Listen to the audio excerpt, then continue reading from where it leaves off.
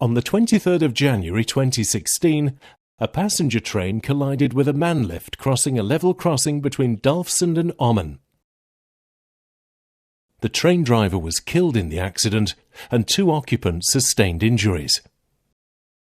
When a train derails and ends up on its side, the effects are serious.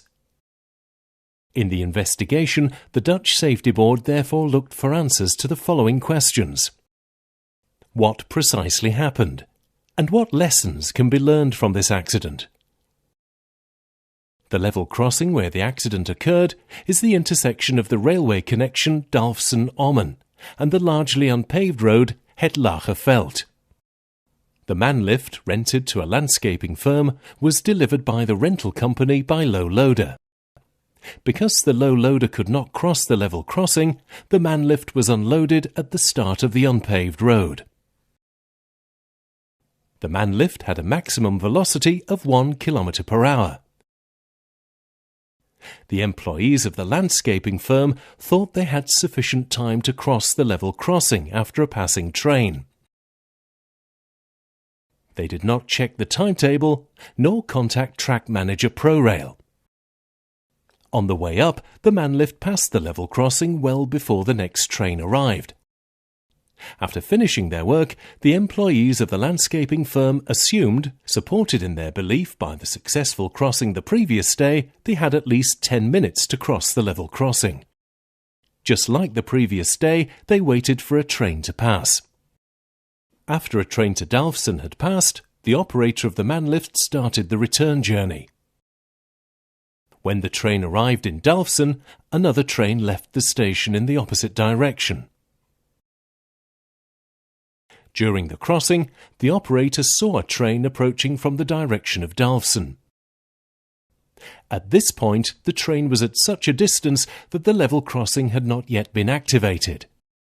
The operator tried to warn the train driver by waving his arms. Realizing a collision could not be avoided, he jumped out of the man lift's basket.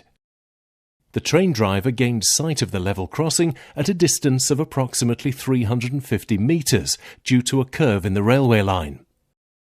Only at a distance of 175 metres he was able to see that the level crossing was not cleared. He almost immediately applied the emergency brake, which decelerated the train from 140 km per hour to 130 km per hour. The train driver had no time left before the accident to leave the cab. The impact of the collision demolished the cab of the train. An overhead lines pole was hit and the train derailed.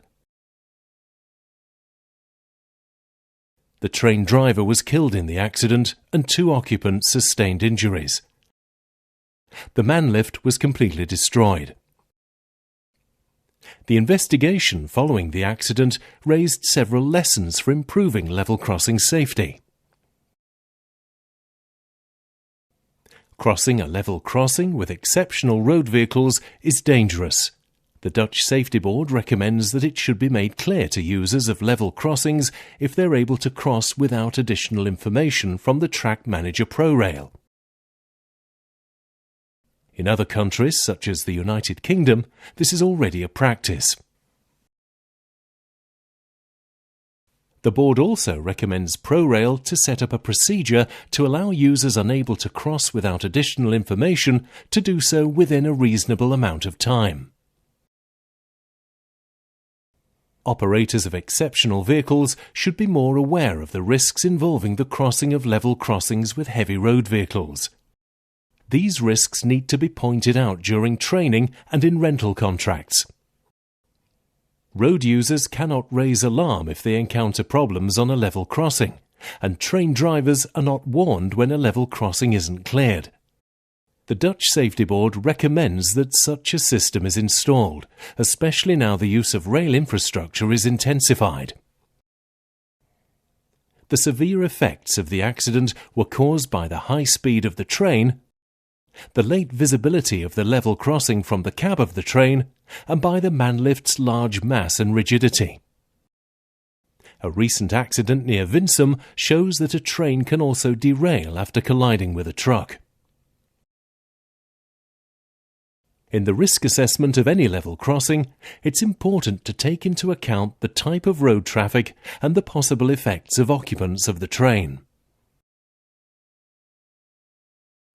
To improve the safety at level crossings, a closer cooperation between road managers and ProRail is required.